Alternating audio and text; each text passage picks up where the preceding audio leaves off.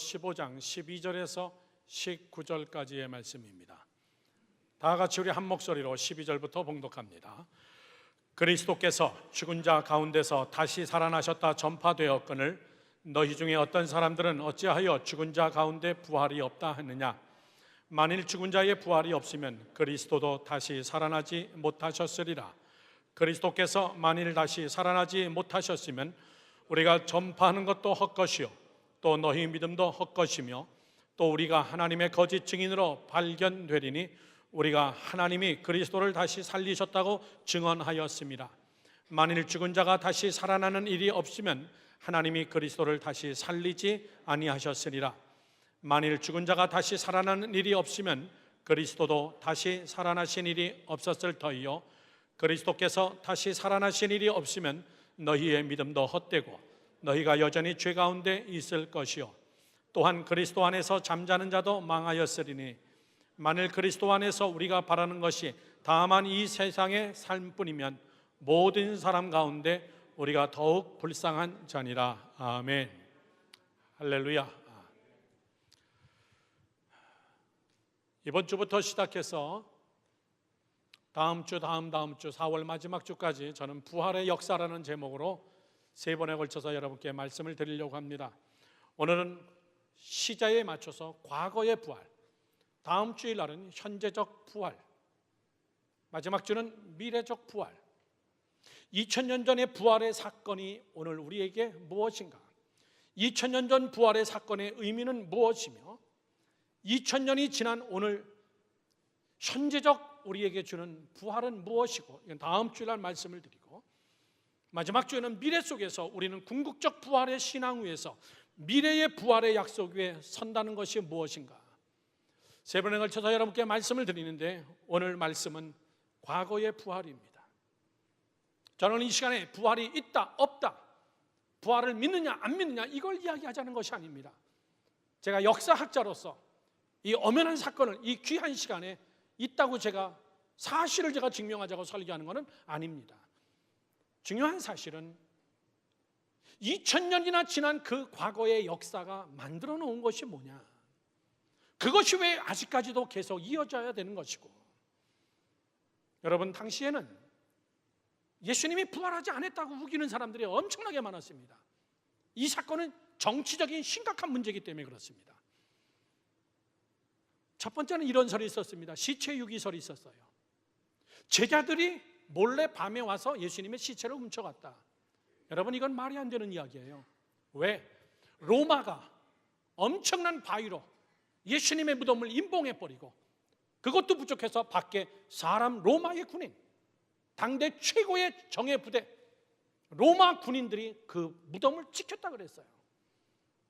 시체 유기설은 있을 수가 없는 이야기입니다. 두 번째는 이런 일이 있었습니다. 예수 기절설입니다. 예수는 죽지 않았다, 기절했던 거다. 그리고 마지막 보니까 그분이 다시 살아났던 것이지 이분은 부활하지 않았다. 여러분 예수님이 십자가 위에서 마지막 확인 사살은, 로마의 마지막 형집행의 확인 사살은 허리에다가 창을 찔러서 그 뾰족한 창이 끄집어낼 때 배 안에 있는 오장육부를 다 끄집어내 버리는 겁니다. 물과 피가 다 흘렸다고 그랬습니다. 여러분 어떻게 기절할 수가 있겠어요? 완전한 죽음입니다. 세 번째는 환상설이라는 것이 있었습니다. 너무나 예수를 사랑한 여인들이 새벽에 예수의 무덤에 찾아가서 거기서 통곡하며 울다가 그들이 기절해서 예수님을 환상으로 본 것이다. 기절해가지고 나타난 것을 가지고 벌떡 일어나서 자기의 공동체에 가서 예수님이 부활했다고 헛소리를 한 것이다. 여러분 환상설이라 그러면 예수 그리스도 그분은 수없이 많은 사람에게 나타날 때마다 그들은 다 환상을 본 겁니까? 예수님은 같이 함께 식사도 하셨습니다. 왜 이런 설이 나오냐라고 얘기할 때는 예수의 부활의 사건은 심각한 문제였습니다. 로마에게는. 그래서 당시에 예수님을 사형 집행을 언도했던 빌라도는 이 고민스러움, 예수님이 부활했다는 이 고민스러운 것 때문에 이 유대 땅 전체가 다, 나라 전체가, 심지어는 로마까지 그분이 살아났다 그러더라. 이거는 있을 수 없는 엄청난 일인데 이거 큰일 났다. 그래서 빌라도는 로마 황제에게 편지를 씁니다. 로마 황제요, 내가 어떻게 사형을 집행했고 뭐 때문에 사형을 집행했고 저는 사실 죄가 없었습니다. 그런데 유대인들이 저를 십자가에 못 박자 그래서 나는 어쩔 수 없이 내줬습니다. 그 내용에 보면은 예수님을 심판할 때 예수의 얼굴에 대해서도 자세하게 써 있습니다. 젊은 30대의 젊은 청년이 눈에서 나오는 그 어마어마한 광채는 내가 심판하면서도 나는 견딜 수 없었습니다. 그의 눈 안에는 황홀한 빛이 비쳤었고 아주 자세하게 썼습니다.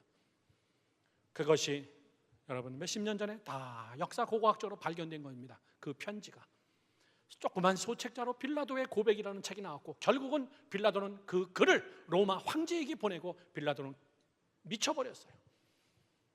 사랑하는 성도 여러분들, 왜 그렇습니까? 부활이라는 사건은 이건 세상을 거꾸로 뒤집는 사건이었기 때문에 그래서 제자들을 불러다가 그때부터 로마의 핍박이 시작됐어요. 베드로가 제일 먼저 잡혀갔습니다. 그리고 베드로에게 얘기합니다. 너는 절대적으로 예수에 대해서 부활한 예수에 대해서 이야기하지 마라. 너 이야기할 때는 그때 베드로는 뭐라고 대답합니다. 내가 보고 들은 것을 이야기하지 않을 수가 없노라. 내가 보고 들은 것을 어떻게 이야기 안 하냐. 그분이 부활한 사실인데. 그때부터 초대교회를 핍박하기 시작했습니다. 어마어마한 핍박이었습니다. 사랑하는 성도 여러분들, 2000년 전의 과거의 그 역사 부활이 무엇이냐 그 얘기예요. 살아났다, 죽었다가 살아났다, 이 사실이 끝난 게 아니라 저는 여러분께 오늘 아주 짧은 설교로 두 가지로 요약하려고 합니다. 첫 번째입니다. 저는 여러분들이 믿으시기 바라요. 첫 번째는 부활은 성경 예언의 완성이다. 믿으시면 아멘 하십시오. 크게 읽어봅시다. 시작. 부활은 성경 예언의 완성이다 그 얘기예요. 부활의 이야기하고 성경하고 왜 여기에 성경 이야기가 성경이라는 것이 등장하냐. 예수님이 이 땅에 사람으로 오셨고 동정녀의 몸에서 남자 없이 어떻게 사람이 태어날 수가 있고 그분이 십자가에 죽으시고 3일 만에 부활하시고 그리고 다시 그분은 부활하여 승천하시고 이 모든 사건은 다 아직 이루어지지 않은 그분은 다시 오실 것이라는 이 사건까지 성경에 다 써있다 그 얘기예요. 이 성경이라는 책은 여러분 너덜너덜한 책이 아니에요. 어느 한 지점을 향하여서 어느 한 사건을 향하여서 어딘가 종점을 향하여서 이 66권의 책이 일제히 거기를 향해서 맞춰가고 있다는 사실이에요. 그 핵심 속에는 누가 서 있냐면은 바로 예수가 서 있다는 것을 믿으셔야 돼요. 그게 성경입니다. 그게 성경적 믿음이에요. 예수라는 그분을 통하여 이 모든 사건이 어디를 향하여서 꾸준하게 가고 있냐면 마지막 그분이 다시 오셔서 부활의 역사가 다시 모든 성도들에게 있고 그들의 영원한 천국, 쫓겨났던 에덴 동산으로 다시 돌아간다. 성경 전체는 거기를 향하여 집중 조명하고 있어요. 이 부활의 역사는 무엇이냐라고 얘기할 때는 살아났다 이 사건보다 사실은 더 귀한 것은 뭐냐면 어떻게 성경이 다 정확하게 그대로 가느냐. 예수님이 부활하셨다는 성경을 증명하는 것이고 성경을 완성하는 것이고 구약서부터 있었던 이 말씀을 하나님은 확실하게 이루어 가시는 그 역사의 주관자가 하나님이시다 그 얘기예요. 아멘이십니까?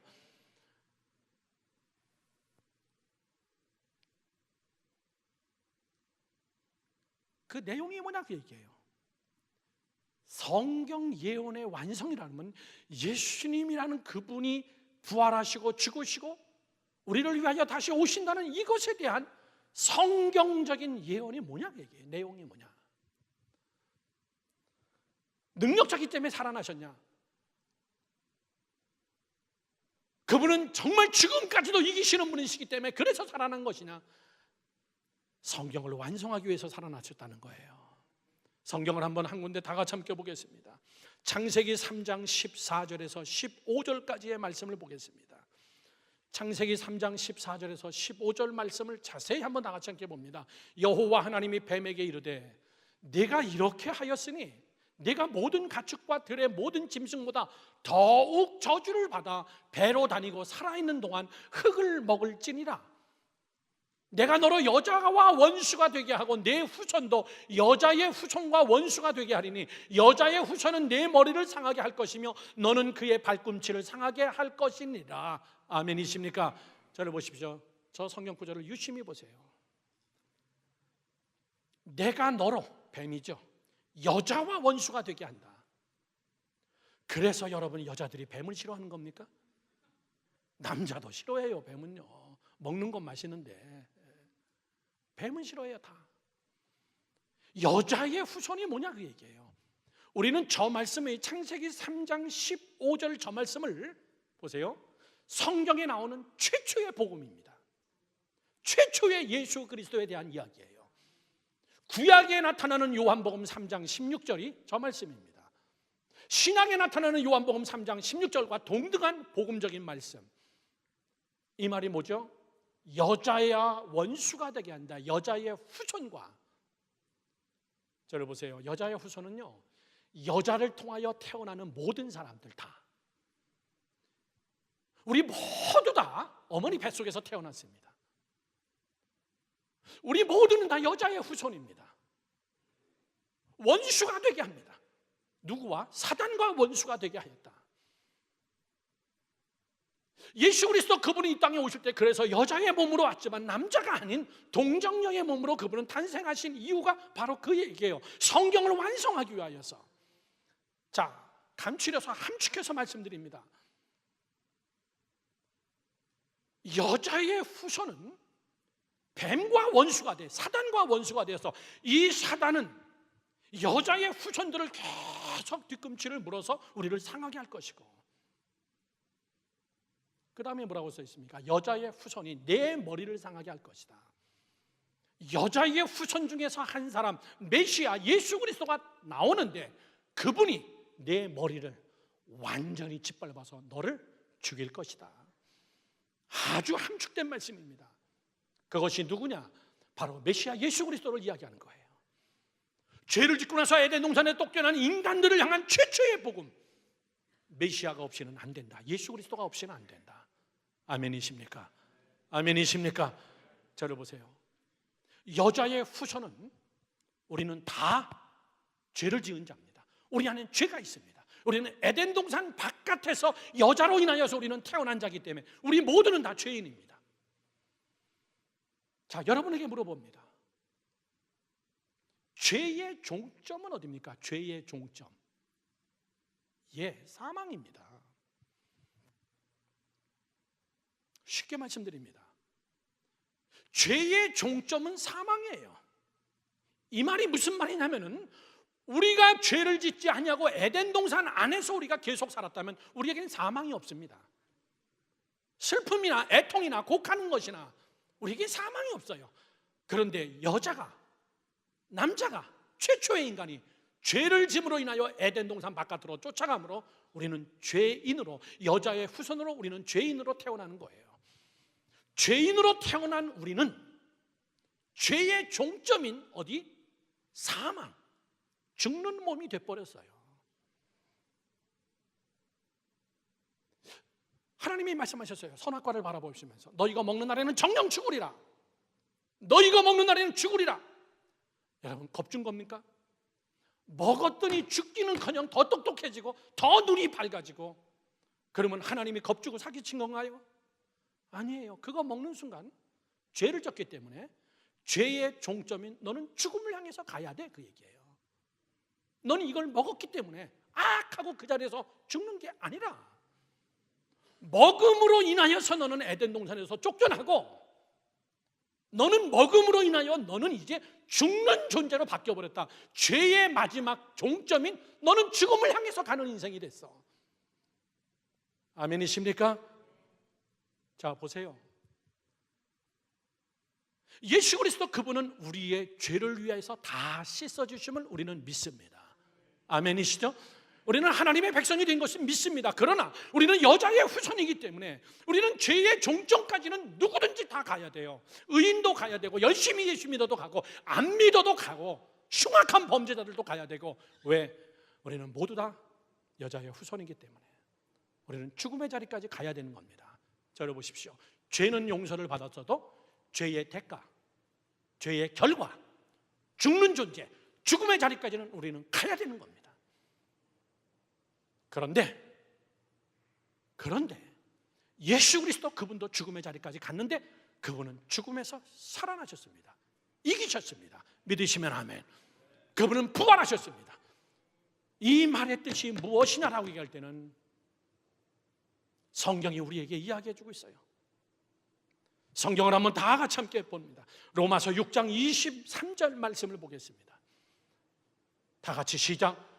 죄의 삭은 사망이요 하나님의 은사는 예수 그리스도 예수 우리 주 안에 있는 영생이니라. 성경이 얘기하고 있어요. 죄가, 저를 보십시오, 우리 안에 들어와서 싹이 났습니다. 싹이 나고 잎이 맺고 열매를 맺는데 그것이 뭐냐? 죄의 싹은 결국 사망을 만든다. 너 죽어야 돼. 저를 보세요. 우리 모두는 다 태어나면서부터 우리는 사형 집행자입니다. 우리는 태어나면서부터 다 사형감들입니다. 세상에서도 죄의 최고형이 뭡니까? 사형입니다. 죽이는 거예요. 우리 모두는 여자의 후손으로 태어나서 죄의 근원 예수로 인하여서 우리가 죄 사함은 받았으나 죄의 싹의 결과, 열매, 마지막 죽음까지는 우린 가야 돼요. 그래서 예수님은 거기서 살아나셔야 돼요. 왜? 성경이 우리에게 이야기해 주겠습니다. 고린도전서 5장 52절에서 52절에 이렇게 써 있습니다. 고린도전서 5장 52절에서 52절 하나하나 자세히 보십시오. 나팔소리가 나며 죽은 자들이 썩지 아니할 것으로 다시 살아나고 우리도 변화되리라.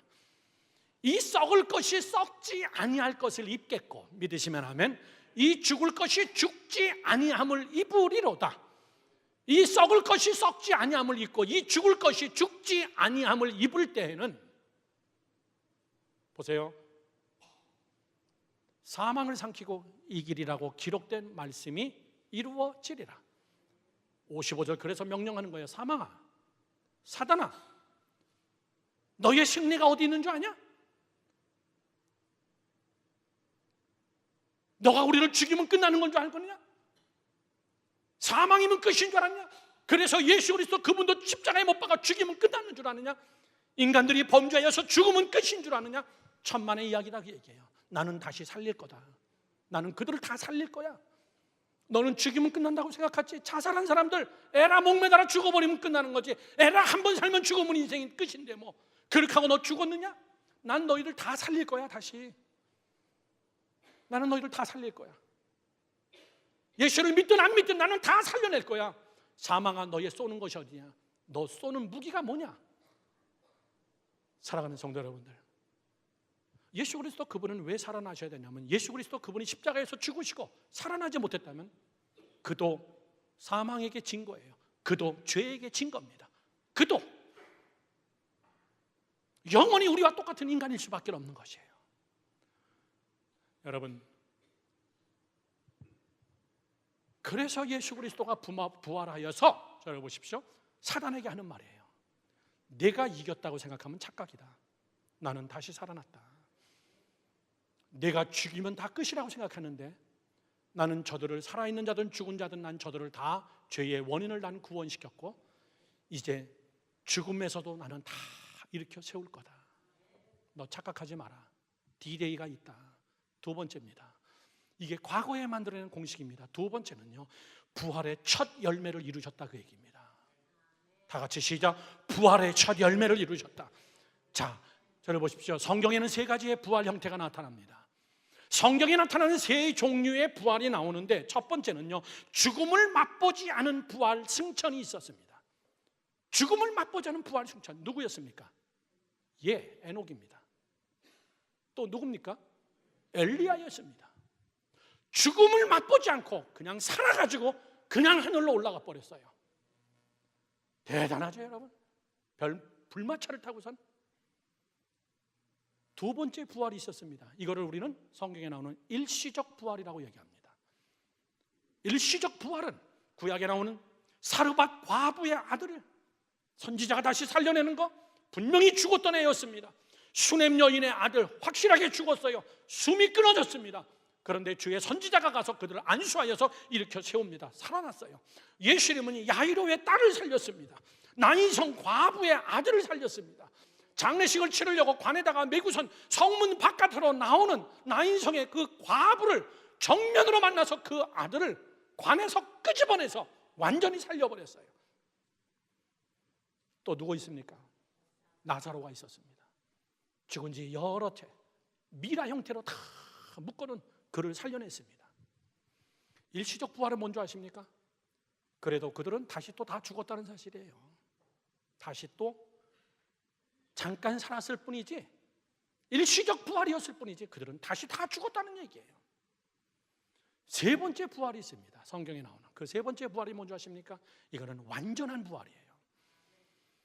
완전한 부활은 지구 역사상 딱 한 분밖에 없습니다. 한 분. 그분은 누굽니까?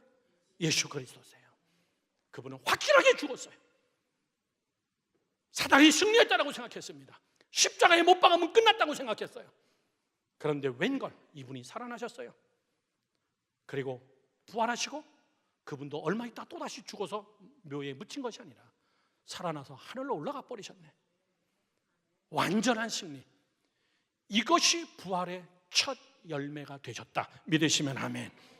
부활의 첫 열매를 이루시는 예수 그리스도. 사랑하는 성도 여러분들, 저는 여러분께 부탁합니다. 결론입니다. 여기를 향해서 가는 거예요. 저를 보세요. 왜 부활하셨냐 그 얘기예요. 왜 우리를 부활시킬 거냐 그 얘기예요. 먼 훗날 우리를 왜 다시 다 부활시키시냐. 한 번 가면 끝이고 한 번 죽으면 한 줌의 죄로 끝나버리면 될 텐데 왜 그걸 또 다 부활시켜서도 뭐 하시게요 하나님. 결론은 이겁니다. 가야 될 곳이 있기 때문에. 가야 될 곳이 있기 때문에. 따라하십시오. 나는, 크게 합시다. 나는 가야 될 때가 있는 사람이다. 다시 한번 시작. 나는 가야 될 때가 있는 사람이에요. 에이 뭐 죽으면 끝이지. No, 가야 될 때가 있습니다. 우리는. 그곳이 어디입니까? 예수의 이름을 믿는 자들은, 그들은 천국에 가는 거예요. 에덴 동산에 다시 가는 겁니다. 에덴 동산에 들어갈 때 생명실과를 그들에게 주어서 먹게 하며 그들로 영원히 슬픔이나 애통이나 곡하는 것이 없는 그곳으로 가야 될 곳이, 여기서 한 줌의 흙이 되는 게 하나님의 목적이 아니라 그들을 다시 부활시켜서 가야 될 곳에 보내야 되기 때문에. 그러면 여러분, 예수를 안 믿은 구원의 확신이 없는 자들은요, 이 사람들에게 부활은 저주입니다. 저주. 살려내서 가야 될 찜질방이 있기 때문에. 세계 최대의 찜질방, 온도 조절이 안 되는 찜질방, 지옥에 가야 되기 때문에 그들에게 부활은, 이거는 여러분 저주입니다. 그러나 예수를 믿든 안 믿든 우리 모두는 다 여자의 후손으로 태어나서 우리 모두는 다 사단의 지배 안에서 우리는 죄의 싹, 죄의 열매, 우리는 다 죽어야 되는데 예수 그리스도 그분이 벌떡 살아나니까 이거는 심각한 문제입니다. 야, 저분은 사망으로도 안 되는 거로구나. 죽여서도 되는 일이 아니구나. 저분은 영생의 주님이시구나. 사랑하는 성도 여러분들, 결론을 맺습니다. 저는 여러분들이 정말 그리스도 안에서 이것이 우리의 부활 신앙이에요. 이 땅이 끝이 아니라는 겁니다. 여기가 예수 믿는 것이 끝이 아니라는 거예요. 다음 주에 이어서 설교해야 될 오늘의 부활이 무엇이냐 그 얘기죠. 인생은 참 공평합니다. 다 우리는 죽어야 될 전과자들입니다. 우리는 다 사형 선고를 받은 사람들이고 교도소만 안 갔을 뿐입니다. 그러나 우리는 다 용서함 받은 자예요. 용서함을 받았어도 우리는 사형 집행장에는 가야 됩니다. 그러나 그 사형 집행장이 끝이 아니라 예수 그리스도 그분이 우리의 부활의 첫 열매가 되어서 어느 날 그분이 우리를 다 살려내는 그날, 저는 여러분과 같이 함께 영원한 천국에 가기를 주님의 이름으로 축원합니다. 그 믿음 때문에 오늘을 참을 수 있는 것이고, 그 믿음 때문에 오늘 우리가 경건하게 사는 이 과거에 만들어 놓은 부활의 역사의 이 공식이 여러분의 삶을 거룩하게 만들기를 주님의 이름으로 축원합니다. 축원합니다. 기도하겠습니다.